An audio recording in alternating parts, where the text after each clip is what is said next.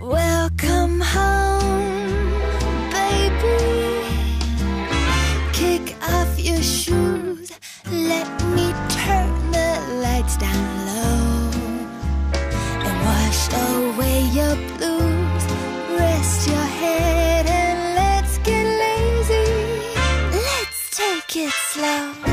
Welcome home, welcome home, welcome home. There's no love sincerer than the love of food. Eating well has become more desirable than ever before. Hello and welcome to Luxury Time. I'm Lisa Mangaldas, and on the show today, I bring you some of India's most decadent gastronomic experiences.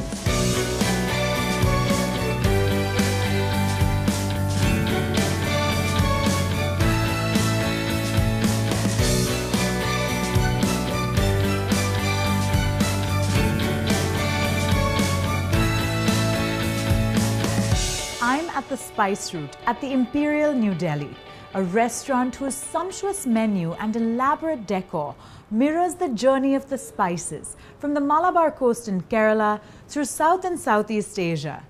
It is truly a feast for the senses.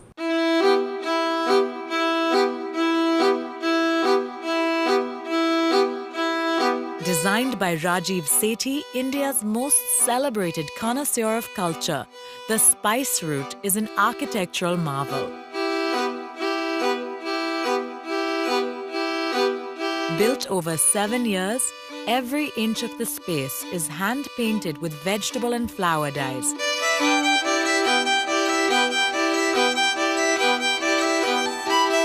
By special mural painters brought from a temple in Guruvayur in Kerala, with a tradition dating back to 3,000 years.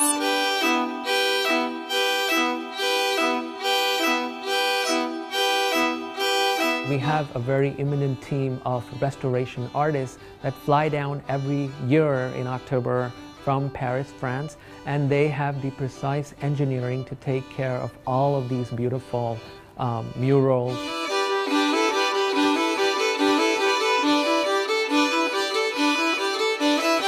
In our restaurant, we have perhaps the highest sense of ostentatiousness displayed in the wealth section of the restaurant. And this section of the restaurant is literally made of gold. Bespoke from top to bottom, the entire space is handcrafted in 24-karat gilded gold.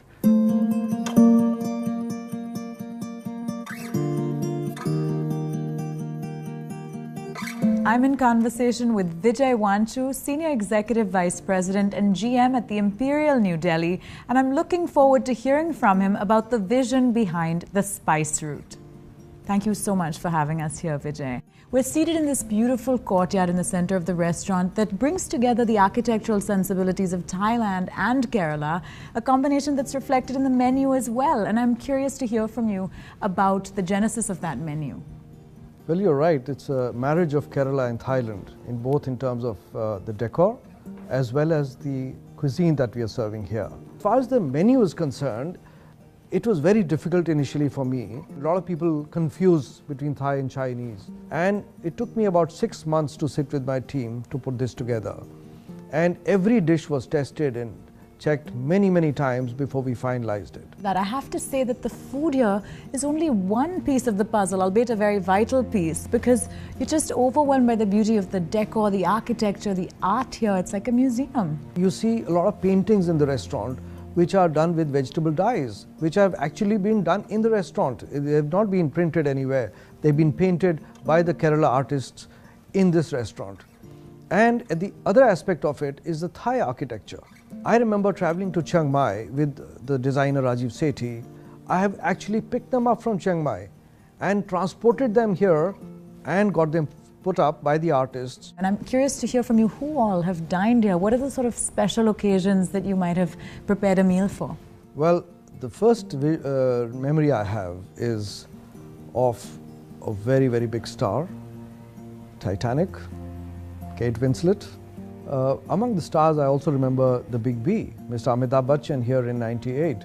Besides that, these days we have John Abraham, Akshay Kumar, Saif Ali Khan, Sharmila Tagore, Shabana Azmi, to name a few. And they will go to no other restaurant. They would always like to come to the Spice Route. Well, Thai cuisine happens to be one of my personal favorites, so I'm looking forward to trying it all. Well, I sincerely hope you're going to enjoy this.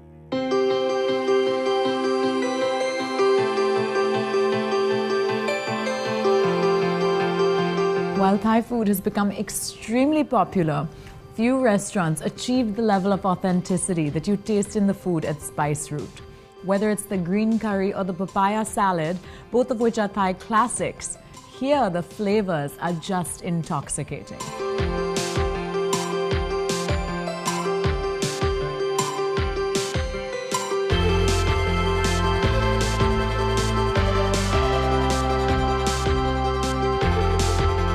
Chef Veena Arora grew up in Thailand, so she's been enchanted by the nuances of Thai food since her childhood.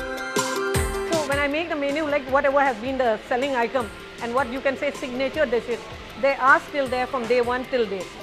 And I'm very proud to say that also, yeah. She was recognized for her decades-long contribution to India's culinary landscape as the country's best female chef, with an award presented by Pratibha Patil, then the President of India. And now living in India for so many years, so yes, definitely getting an award from the President of India means a lot. So it's very heartwarming, yeah. What's really fantastic about a lot of Asian cooking, and especially Thai food, okay? I mean, Thai food just screams freshness of ingredients. I mean, I think that's what really makes Thai food beautiful. It's bright. It's you know, all these really intense flavors of you know, you've got kaffir lime, and you've got galangal, and you've got you know, all that. It's just, these are just bright flavors, okay, and very, very distinct. And I think the beauty of really good Thai food is in its absolute freshness, okay, and the way it all comes together in your mouth. We're now going to take a short break, but we visit a restaurant that's South Mumbai's hot favorite on the other side.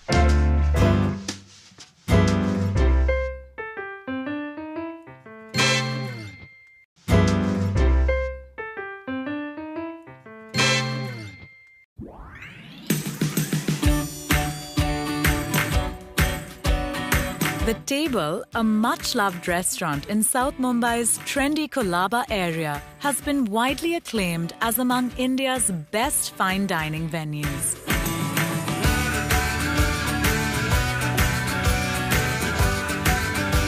Its slick yet warm interiors and trendy, relaxed vibe create the perfect ambience, both for a fabulous night out or a languid Sunday brunch. And the menu, with its clever San Francisco-style cuisine, follows suit.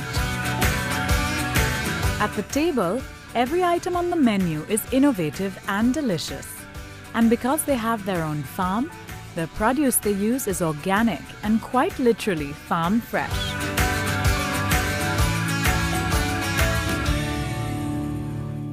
And I'm about to be in conversation with the owners, Jay Yusuf and Gauri Devidayal, about their inspiration behind the restaurant and their journey so far. Jay, Gauri, thanks so much for having me over here. Thank you.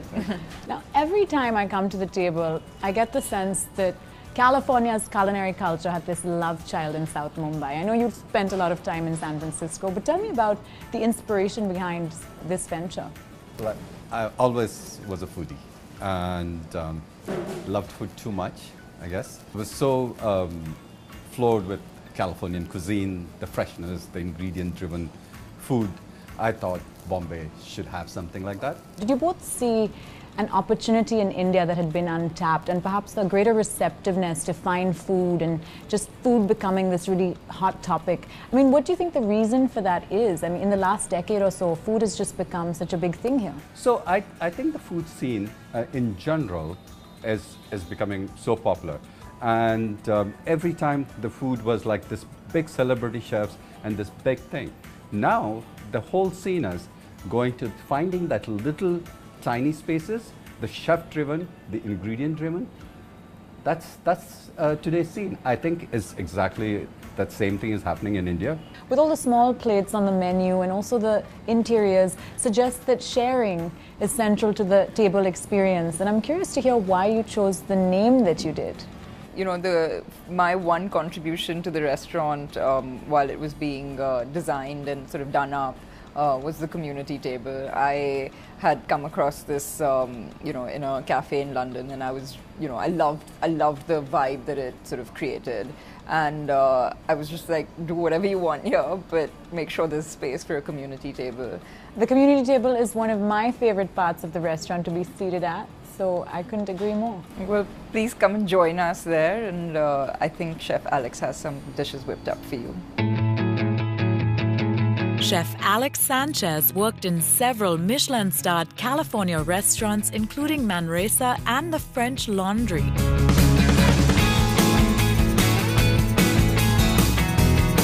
Before setting off to Mumbai to work his magic at the table.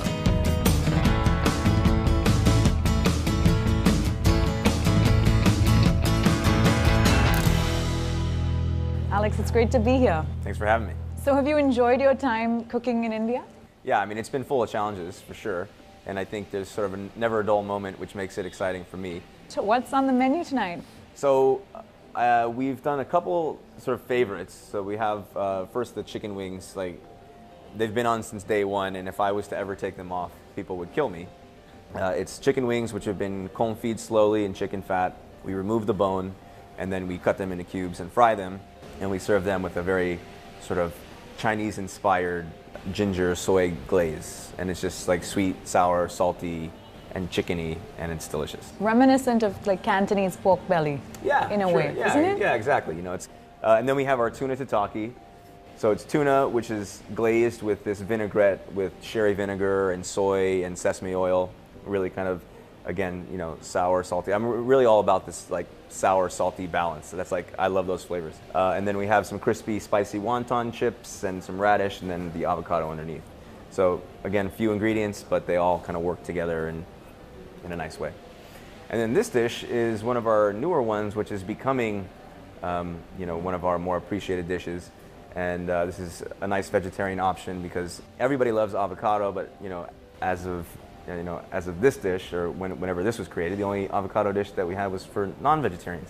So now we have this dish which really plays off the fattiness of the avocado and cuts through that with pink grapefruit. So grapefruit, avocado, great combination. And then we finish it with a light salad of shaved fennel and red onion. And then what's kind of cool is the vinaigrette is made from vanilla beans from Kerala and grapefruit juice. So it's like kind of a cool new dish there, which is great for vegetarians. I have such a sweet tooth, but I want to hear from you what you think makes the perfect dessert. You know, a great dessert has to have that contrast, something crispy, something creamy or soft, something that feels sort of silky, you know, that, again, like luxury, right? So like silky smooth is always kind of, I associate that with luxury. And then I think dessert has to have ice cream. And so what I'd love for you to try is our chocolate budino, which has that wonderful silky texture. It's like a very creamy pudding with chocolate. So everyone loves chocolate. We put a little sea salt in it, so that's salty, bitter, sweet. And then it's topped with a walnut and cocoa crumble, so that gives you the crispy element. And then that is topped with Earl Grey ice cream. So that Earl Grey is a little bit different, so it's not just vanilla, you know, it gives a little twist, but it works really nicely with the chocolate and the walnuts. Perhaps an appreciation for these ingredients needs to be cultivated. It's maybe not one that's just intuitive. Do you think that's the case with these high luxury ingredients? Yeah, well, one of the chefs that I think a lot of younger guys like me probably take inspiration from is Ferran Adria. And yes, he's known for introducing molecular gastronomy pretty much to the world, but I think more importantly, he was kind of the first chef to say, what is a luxury ingredient? And why can't, a pear be just as luxurious as foie gras or as caviar or truffles? As a chef, through technique, through using the proper cooking methods or cutting something the right way or pairing it with the right ingredient, you can take anything and make it delicious.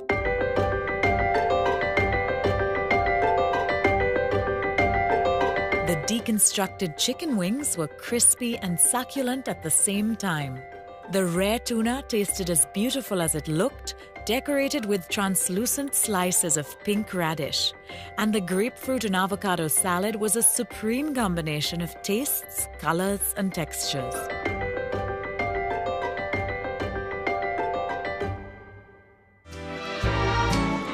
Time now for a quick break, but on the other side, we experience the most luxurious vegetarian restaurant in the country.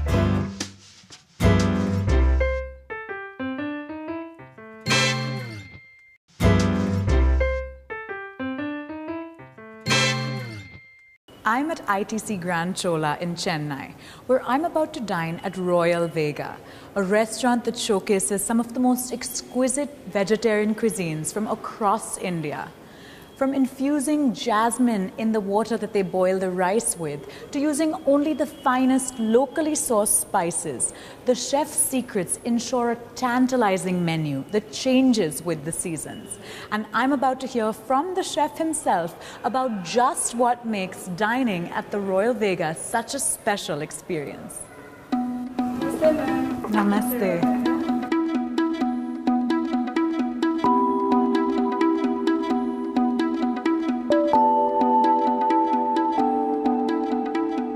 Royal Vega, the philosophy of vegetarianism takes on a high luxury avatar. The restaurant is divided into 4 quadrants that provide a variety of dining experiences, each a revelation in courtly finery. The Rajdhiraj Takht recreates the glory of a king's banquet. The Rajvansh Chowki recalls the intimacy of family dining. The Rajrani Room simulates the royal retreat for the women of the court, and the Nivas evokes the tradition of the table where key members of the court dined together.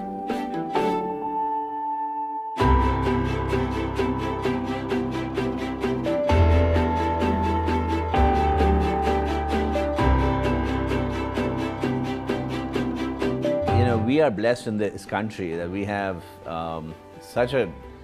such a great tradition, or so many traditions of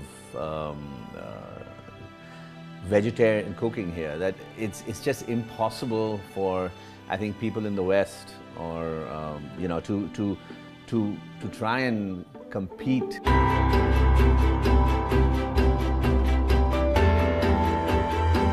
Royal Vega, recipes derive from the kitchens of royalty. In accordance with ancient Ayurvedic dietary prescriptions, Chef Varun Mohan's kitchen is staffed only by vegetarians. There is a purity about the food that shines through in the authenticity of the cooking techniques, the freshness and seasonality of the ingredients, and the ethos of the service. I think this is a great initiative by ITC Hotels, and this is really the first vegetarian restaurant in the luxury space, to say. And the food there is something which is really from the royal kitchens of India. This is not just an ordinary vegetarian restaurant. We have a full research and development team which probably researched for about 4 to 5 years. Chef Manjeet Singh Gill, who's our senior corporate chef, he's the one who, and Chef Varun, they travel to various parts of the country to pick out the most beautiful elements of vegetarian food, and really from the royal kitchens.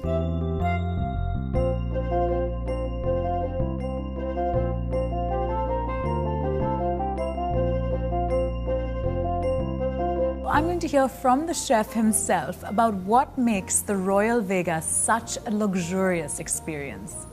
Chef Varun Mohan, thanks so much for having me here. The pleasure is all mine. I think people often underestimate just how luxurious a vegetarian meal can be. And I know that Royal Vega sources some of the finest ingredients from all over the country. whether it's morels or saffron. Can you tell me a bit more about that? Yeah, when we started Royal Vega, we did a big research in terms of the ingredients, because we believe in vegetarian cooking, the ingredients is the thing which matters a lot. You must have heard about Gucci. We use morels in most of our cooking, which is one of the luxurious item available in India. And let me tell you one more thing, in vegetarian cooking, the vegetables what you're using should have a different character. But over here, each individual of my dish is cooked individually, which has its own character, because every dish goes with a different spice and every spice has a different taste. That all sounds so elaborate and so delicious, and my mouth is beginning to water already. I can hardly wait to dig in. Today we have prepared a special meal for you, which is Ranjit Khasa.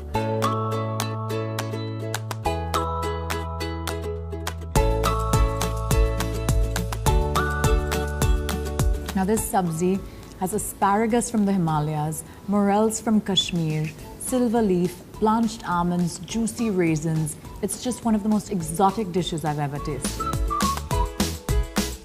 This angar curry, an unleavened bread, is made by pinching the dough 101 times. So while I savor it, you can go into the kitchen and check out just how it's made.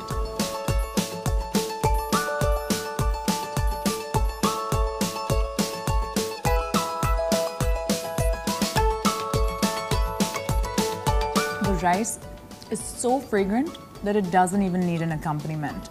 And it's the finest long grain basmati from Dehradun. And while it is just wonderful on its own, I'm tempted to try the dal with it. The dal is so rich, it's just delectable. At Royal Vega, one is clearly never enough. So they've brought me two desserts, the Chandragupt Malpua and Kheer Sagar, both of which look absolutely delicious.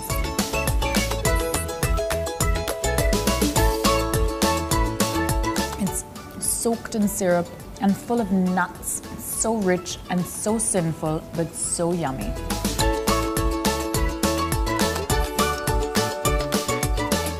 I have such a sweet tooth, and right now I'm on cloud 9.